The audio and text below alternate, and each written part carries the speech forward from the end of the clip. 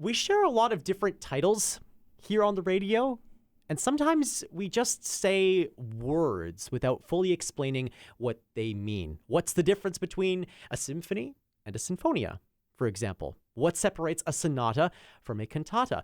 If you are new to classical music, these words can be oftentimes thrown around, and maybe a bit of an assumed knowledge component is in play there. But lucky for you, the 55 Plus program at the University of Winnipeg will explore at least one classical music genre in great detail over the next number of weeks, the concerto.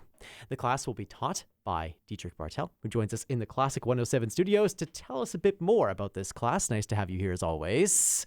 Good morning. So, what made you want to explore this genre in particular? Well, I think it has an interesting history, particularly in relationship to the place of the composer and the place of the performer, and how the composer explores an instrument either for him or herself, or as a composition for others to play. And so there's a whole story behind. Sure. Yeah. There's like a dynamic that exists that you want to explore then between the performer and the composer, that there's like this, there's a unique collaborative element to this. And how that changes through time when composers write for themselves or whether they're writing for others. Gotcha. So as you explore the concerto through history, maybe without giving too much away because people need to come to this class, That's obviously, right. How did that relationship evolve as we go through history? Because as I'm looking at the pieces that you're thinking of sharing, which we'll get into more in just a second, we have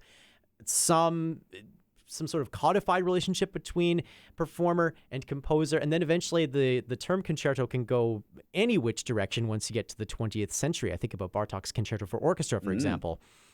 Well, the concerto begins in the 17th century and into the 18th century as a piece that is basically written for just different forces. And it starts actually being a piece written for instruments and voices. And gradually we find, especially by the time then of, say, Vivaldi, it focuses on the performer, but not the composer so much. The composer isn't presenting him or herself, but is writing this for others. But by the time we get to the end of the 18th century, and I think interesting comparison is Haydn and Mozart. Haydn writes for others, Mozart writes for himself, and he wants to be known. He's promoting himself through his music, but then by the time we get to Beethoven, it's more than just promoting himself, but it's seeing him. Beethoven sees himself sort of as in opposition to the forces outside of himself, which are represented by the orchestra. Yeah. So we've got that dynamic then between sort of this almost a confrontation, which rests in the word concerto itself. Right, of course. Well, then you move a little bit further from Beethoven into a relationship like what Brahms had with a Joseph Joachim, for example, or Shostakovich and Rostropovich. Right. And you have something that's even a bit more evolved in that sense. Well, and on the way we have, of course, people like Chopin, for instance, and Liszt. Chopin, I'll be dealing with a little bit of his concertos, but I think I'll bring Liszt into this because so many of us think of Liszt as this, it's all about virtuosity. Well, there's so much depth to what Liszt does. And I'd like to get into that as well. But then, as you say, yes, going into the other concertos that were then written, for specific artists by people like Brahms and then Prokofiev is kind of, well, he wants to show himself off too. Okay, yeah, that's right. And has a real sort of bad boy image that he gets across with his stuff.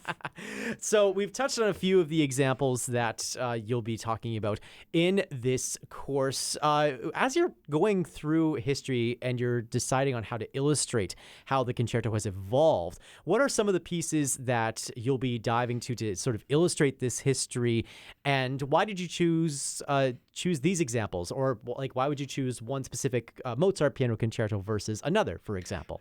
Right. Well, I started with basically the development of the genre through Corelli, but then with Vivaldi, we get into, first of all, he's known for so many concertos and very popular ones, such as the Seasons. And one of the things I wanted to do with the Seasons is look at that program. I mean, he's painting pictures, and I think a lot of that is also connected with his interest in opera, where painting pictures with music was common, but it wasn't with the concerto. And so he brings that into the concerto in a lovely way. And so many of these pieces, we're so familiar with Vivaldi's music, but some of the pictures that he paints, we may not be quite as familiar with. So it's really, I love the one where the cuckoo goes mad. But you'll have to come to class on that one. Yes, well, you'll have to let me in though, because it's for the 55+ program. So maybe I'll don my better beard and my fake mustache and my glasses, and you go. we can fake our way into that. For those who maybe are less familiar with the intricacies of the concerto or even classical music writ large, what do you hope that they take away from a course like this about this genre, and maybe what they can appreciate then about classical music writ large? So much of it is storytelling, and so I do storytelling, but I also look at the music as storytelling. I hope whoever is listening to this is not going to be frightened away by scores and so on, because I might pull up one or two images of a score, but basically no music reading is necessary, or private or previous knowledge. So it's basically this exploration of the one instrument with a background of the orchestra, and how that dynamic plays out, and examples, as you've already mentioned, of so-called concertos where there are no solo instruments. And I think that's a surprise to some people, but in fact, the concerto kind of started out, the concerto grosso was a genre that didn't have solo instruments. So it's kind of all there. So within all of that, you have people you have some first-timers maybe that are coming to check this out. On the flip side, what would you hope that somebody who has quite a versed knowledge in classical music history takes away from this more detailed study? Because I would imagine, you have had a long professorial career, and I would imagine that that's part of the balance then, that you have to know how to strike. And such a challenge, right? That's always but everybody loves a story. And so and stories are interpreted in so many ways. And often we bring our own sort of knowledge and background into how we understand a story. So I hope to be able to do that with the help of the students taking the course.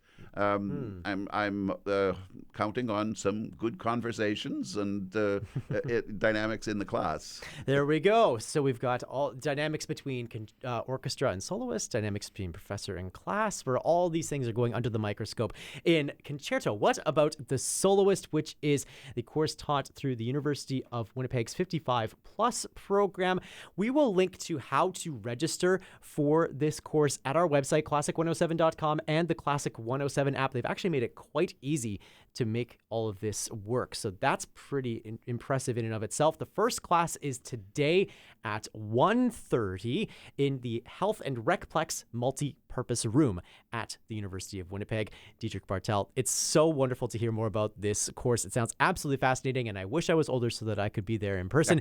But all the best for you and your students as you begin this journey. Well, thank you very much, Nolan.